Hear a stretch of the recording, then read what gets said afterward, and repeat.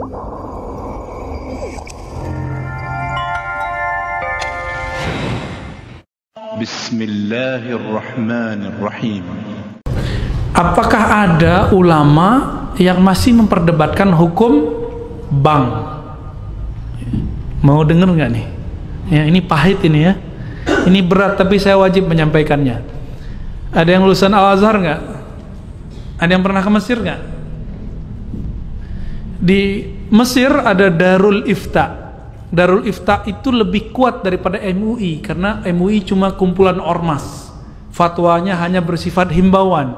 Tapi Darul Ifta itu langsung diakui oleh negara. Itu di Mesir ya, fatwanya itu langsung diakui oleh negara. Ulama Mesir tahun 82-83 mengeluarkan fatwa bank itu apapun namanya haram. Alasannya apa? Karena bertambah, ada yang bertambah, bunga apapun namanya disebut dengan riba. Tapi Syekh Tontowi di tahun 87, 88, 89 mengeluarkan pendapat baru, boleh, tapi pendapat pribadi. Akhirnya di tahun 90-an, 2000-an, ulama-ulama Darul Ifta dan ulama-ulama Azhar kemudian mengkaji kembali. Hasilnya tahun 2003 Darul Ifta Mesir menfatwakan bahwa bank itu halal. Gimana itu? Wah, Ustadz ini liberal lagi nih.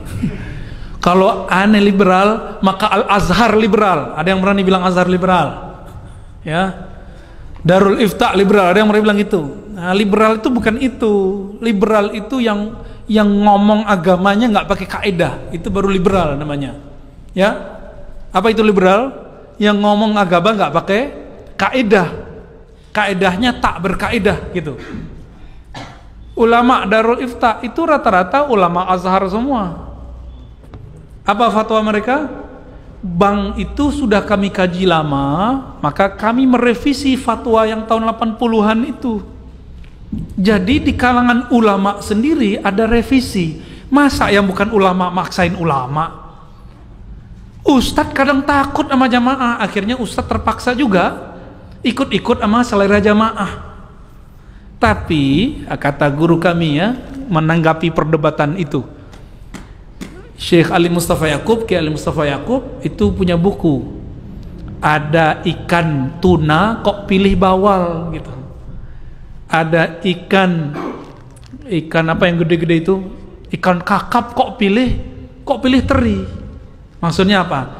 Udah ada bank syariah kok masih terjebak bank konvensional, meskipun ada ulama yang membolehkan bank konvensional. Jadi gimana sikap kita terhadap persoalan bank? Karena ulamanya beda pendapat, maka antum harus siap-siap beda pendapat dan beda pendapatan. Ya. Lalu ada persoalan di sini ya. Saya melihat, memandang, meneliti, mengobservasi orang-orang yang mengharamkan bank, gerakan anti riba ini nggak kafah juga. Dia gerakan anti ATM, kredit, debit, bahkan anti bank syariah. Namun masih pakai fulus rupiah. Kalau berangkat haji pakai real dan dolar. Saya mau tanya, yang mengeluarkan nilai, bukan nyetak, kalau nyetak ada pencetaknya ya, yang mengeluarkan nilai angka rupiah itu bank atau emas?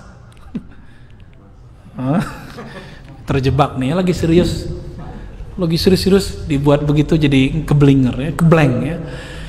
Yang buat itu bank atau bukan? Bank apa yang mengeluarkan nilainya?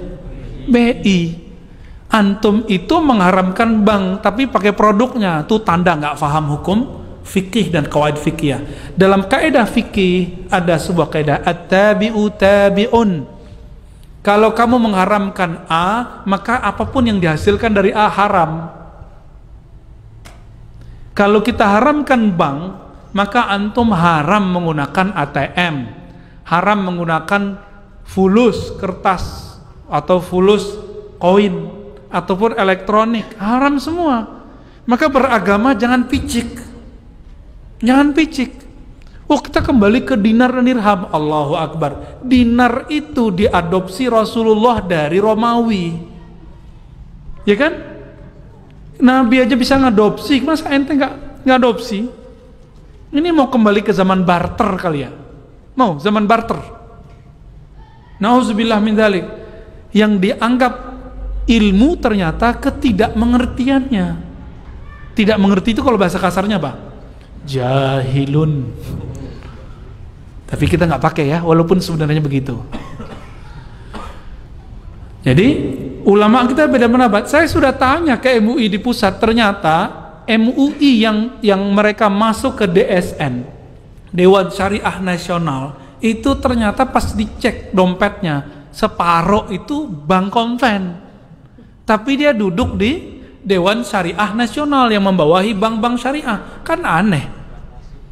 Iya, ternyata ulama-ulama yang yang menganjurkan bank konvensional sendiri juga belum tentu mengharamkan bank ulama yang menganjurkan bank syariah belum tentu juga menganjurkan bank.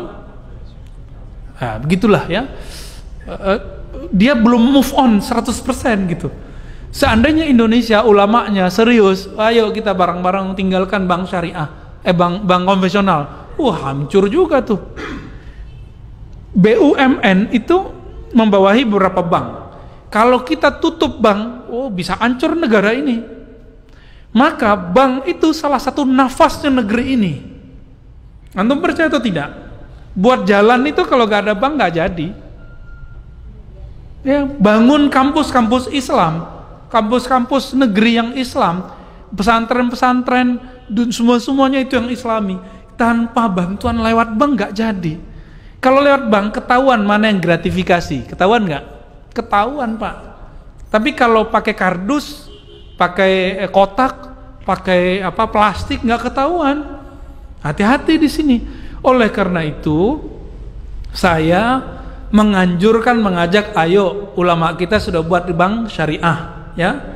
Namun jika memang belum bisa meninggalkan bank konvensional, ambil seperlunya, tapi bangun semangat untuk membesarkan bank. Ustadz kok pelin-pelan? Bukan pelin-pelan, kan antum aja yang belum move on ya. Saya udah 10 tahun sebelumnya saya nggak pernah pakai bank konven.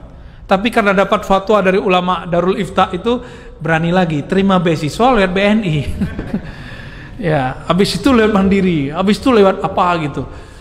Ya, akhirnya kata imam-imam kita di Darul Ifta itu, masyayikh kita, siapa yang terkena perdebatan ini, faliyat yuqallid man abaha. Kalau kamu terjebak dalam satu ini, maka ikutilah ulama yang membolehkannya, biar hatinya tenang. Ini masuk ke khilafiyah. Kenapa dia khilafiyah? Karena bank tidak ada di Quran, tidak ada di sunnah, tidak ada ijma, tidak ada di. Tapi kalau riba ada di Quran, ada di sunnah, ada di ijma, ada di qiyas. Mengharamkan riba wajib. Menghalalkan riba diperdebatkan. Sampai kiamat gak selesai. Jangan paksa orang deh ya. Jangan paksa orang. Ini ambiguitas orang-orang yang anti bank. Kok masih pakai duit? Jangan pakai duit baru antum itu pas gerakan anti ribawinya. Ya.